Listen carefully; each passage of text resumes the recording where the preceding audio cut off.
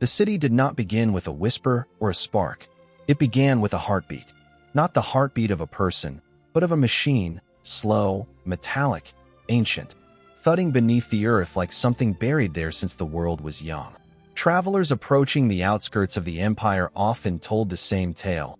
Before they even saw the skyline, before the chimneys and clock towers pierced the fog, they felt London, 1700 humming under their feet, as if the land itself were alive. And in a way it was. For this was not a kingdom born from war, conquest, or bloodline. It was born from an idea so bold that even scholars laughed at it, until the day it worked. The visionary. The architect-philosopher Aurelius Wickham had always been considered mad. Brilliant, yes, but undeniably touched by something strange. He walked the streets of old London sketching patterns that resembled constellations more than city plans. He spoke of temporal alignment, of streets that could channel time like water through canals. Cities waste centuries, he often said. Why should time be a master when it could be a servant? Most dismissed him, but the plague years changed everything. As sickness ravaged the populace, as markets collapsed and households vanished overnight, Wickham's radical ideas of accelerating healing, slowing disease, and stabilizing life, suddenly sounded not insane but necessary. The foundation of the empire. In 1649, the Council of Scholars granted him permission to rebuild the city's broken heart, the Central District. Instead of ordinary stone, he used chronostone, a peculiar mineral he believed could hold time. Instead of regular metalwork, he designed intricate clockwork conduits beneath every street, forming a lattice that pulsed like veins in a living being. At the center of everything, he built the Chrono-Spire, a tower whose bell was forged from an alloy of silver, iron, and something Wickham never publicly named. Rumors claimed the metal came from a star.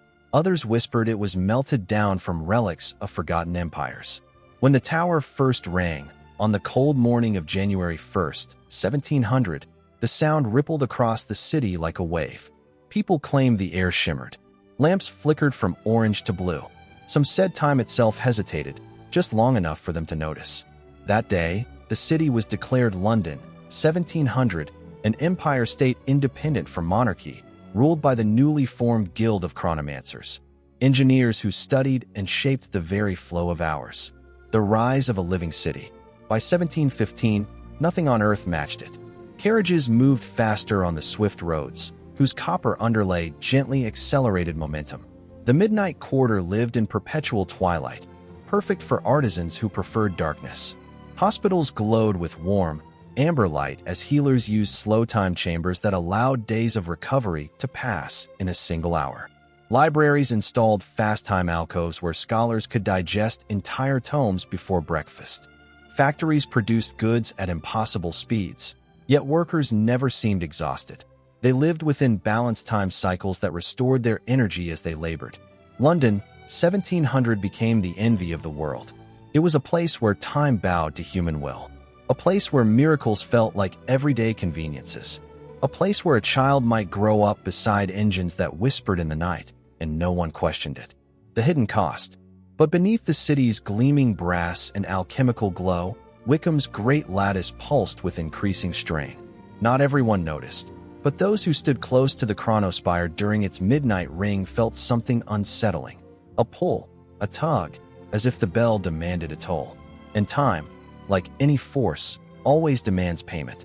But for now, the city thrived, glowing like a jewel set in the river's crown. London, 1700 was at the dawn of its glory. And dawns are always brightest just before the shadows stretch longest. The fall did not begin with screams or fire or bloodshed. It began with silence.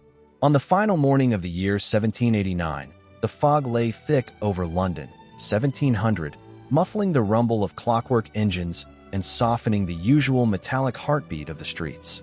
People went about their lives, merchants preparing for New Year fairs, children chasing steam kites, scholars adjusting their time-balancing goggles, never suspecting the silent catastrophe poised above them.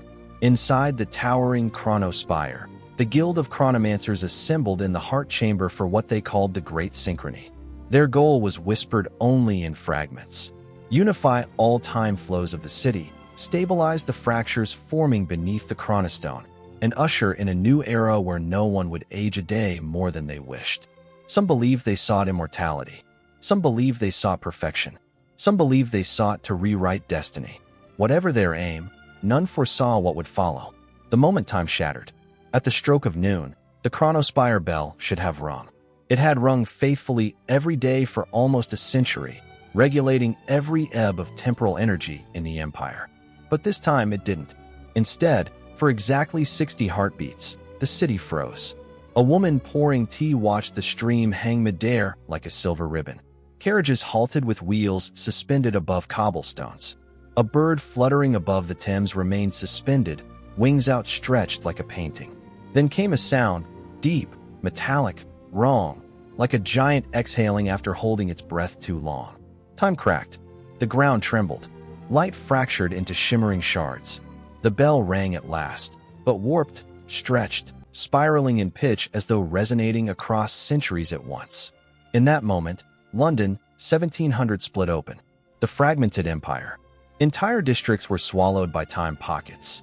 Bubbles of distorted chronology where an hour could last a week, or a month could pass in a blink. The old quarter became trapped perpetually in the early 1700s, its people repeating their days with only faint memories that something was wrong. The deep docks slipped 5 minutes into the future, forever slightly ahead of the rest of the city. Some neighborhoods aged decades overnight. Others never aged again. The chronomancers? Most were never found. The few who emerged were forever changed, aging in reverse, or flickering between ages like faulty lanterns. The Empire State collapsed within weeks. The world outside sealed its borders in fear. And London, 1700, entered the quiet years. The city that learned to live with ghosts of time. Generations passed. Slowly, citizens adapted. Engineers stabilized the safer districts using new, humble technologies. No more grand ambitions of ruling time. Families learned to avoid shimmering alleyways where memories looped like broken film. Market stalls set clocks that adjusted themselves depending on the time currents of the hour. Two Londons gradually formed. Old London, preserved in ambered hours, beautiful and haunted. New London, modern, cautious, and constantly studying the sleeping mechanisms beneath the streets.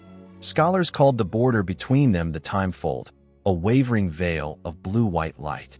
Tourists sometimes approached it with curiosity, locals approached it with reverence.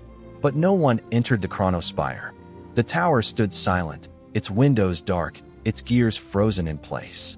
No one dared wake what slept within. The fantastic closing. And yet, on the rare nights when the fog coils thick as wool around the rooftops, the Chrono-Spire sometimes glows, faint at first, then brightening with a slow, rhythmic pulse. A heartbeat. The same heartbeat that marked the city's birth. Windows flicker with impossible light. Gears deep in the tower turn once, just once, grinding against decades of rust as though remembering an old rhythm. Some say it's a warning. Some say it's the city healing. Some say the chronomancer's final spell is still unraveling across centuries, searching for its conclusion. But the elders whisper a different tale. Time is not finished with London, 1700. And London, 1700, is preparing to rise once more.